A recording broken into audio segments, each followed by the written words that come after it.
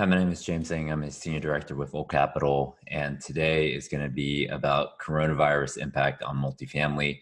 And I'm going to focus more on asset management operations today. So, as an operator, what should I be doing now? And my background is as a loan underwriter and then as a loan originator for the last 10 years, 10, 15 years. Doing over $1.5 billion in commercial properties, and then also investing in properties as a passive across DFW, Austin, and San Antonio.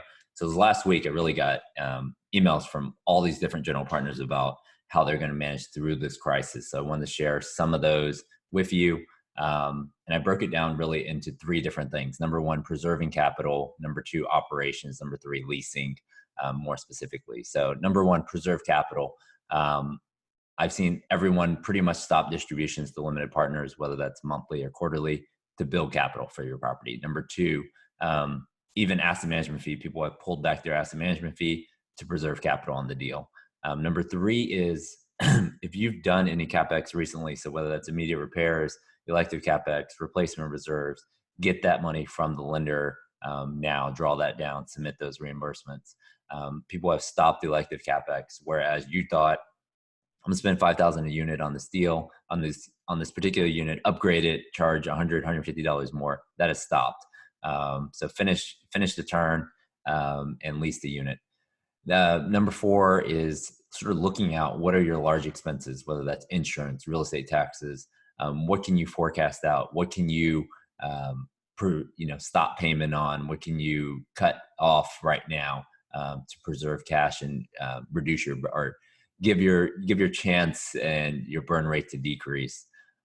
How long, this is a question that I would have for you, is how long could you pay your mortgage assuming zero net operating income? I've seen some operators go 2 months and have reserved for even up to a year.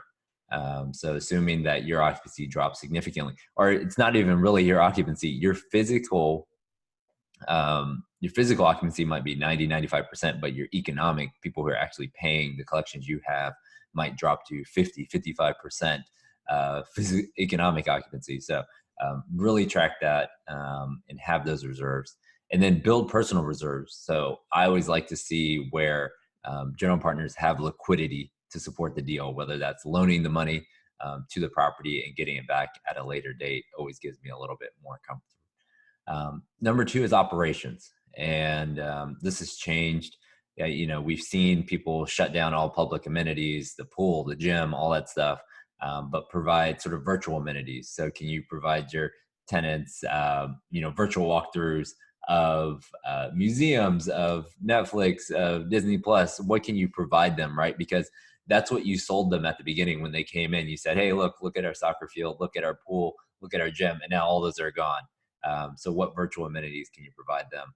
And then because of this, I've seen people reduce their work staff. So let's say on a 200 unit deal, you had 4 people, 2 in, 2 out, but now maybe you go into 1 in, 1 out because the office is closed. Nobody's coming in the office. You don't need to do tours, in-person tours. So those people need to be, if they're in the office, outbound calling, text communication with new or current residents or even potential residents. And then because of the shutdown sort of on the supply chain side, we've seen people order additional supplies. So it's sort of like on the personal side where you've been in lockdown and you ran to the grocery store and bought every piece of toilet paper that you could find.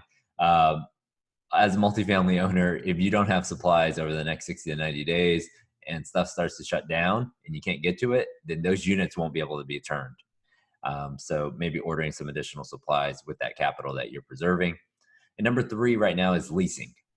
So I would look at probably the next 3 months, getting in front of renewals early, getting them to sign up, whether that's with no rent increase or even a decrease in their current rents to make sure they stay, because it will be very hard to fill that unit. Making sure tenants are aware. So whether it's federal, local grants or unemployment benefits, or even, look, a lot of these tenants that are impacting in the B and C space were tenants that were working at all the businesses that were shut down. So the airlines have shut down, the travel industry has been shut down, the hotels, the restaurants have been shut down.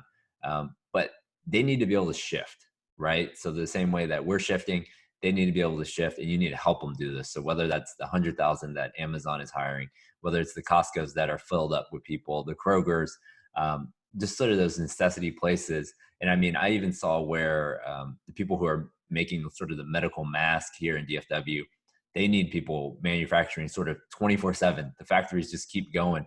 And so you have to help those people qualify for those grants or even potential jobs and help them apply for it, whether that's online or in person. They need to figure out how to get those jobs so that they can keep an income stream during this downturn. And this is an opportunity really to build a relationship with your tenants. So think about out of box ways to support them. I've seen people sort of give food boxes. They've given things to incentivize. So instead of incentivizing people who are coming in the door, which we still need to do, incentivize your current tenants. You're going to have to incentivize them. Your ability to evict people has gone away. And so you have to incentivize them to pay you, or your collections will go down significantly.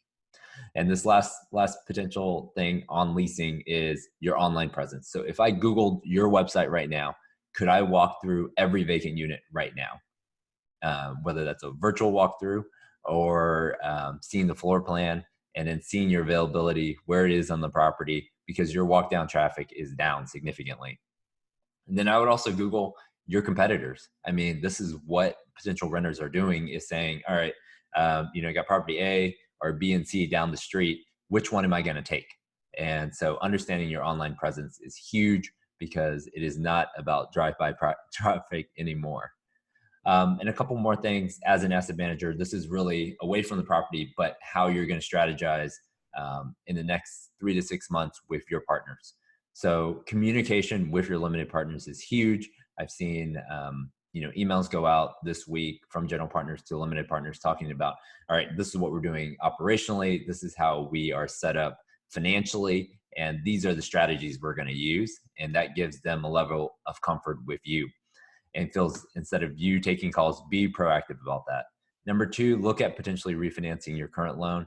This can come into play if, let's say, your rates are probably 4.5 to 5. If you can get down to 3.5 to 4, and you might also be able to re-amortize your loan. So do that relatively quickly if you are looking at that. And then the reality is that if a property is over-levered, undercapitalized, or not well-run, there's going to be advantageous buys out there. And the people who are going to be able to take advantage of that are people with strong track records, who have worked with their lender, and the ability to raise equity right now is huge. I mean, it was important before, but it was flushed with equity. Now that the market is down, let's say 30% on the equity side, people are a little bit more hesitant in terms of sending in that 50,000, 75,000, 100,000 on their syndications. And so start building that not only track record with the lender, but with your investors. And then, there's going to be some volatility on the debt side, and some people might actually start looking more at loan assumptions, just because that might give you a little bit more flexibility, or at least a little bit more certainty when you go into a deal. And so if you like this video, like the video, that'd be great. And subscribe to this YouTube channel. And if you want to talk with me more about whether you're buying, selling, refinancing, or potentially investing in a multifamily deal, you can reach out to me via email. Thanks a lot.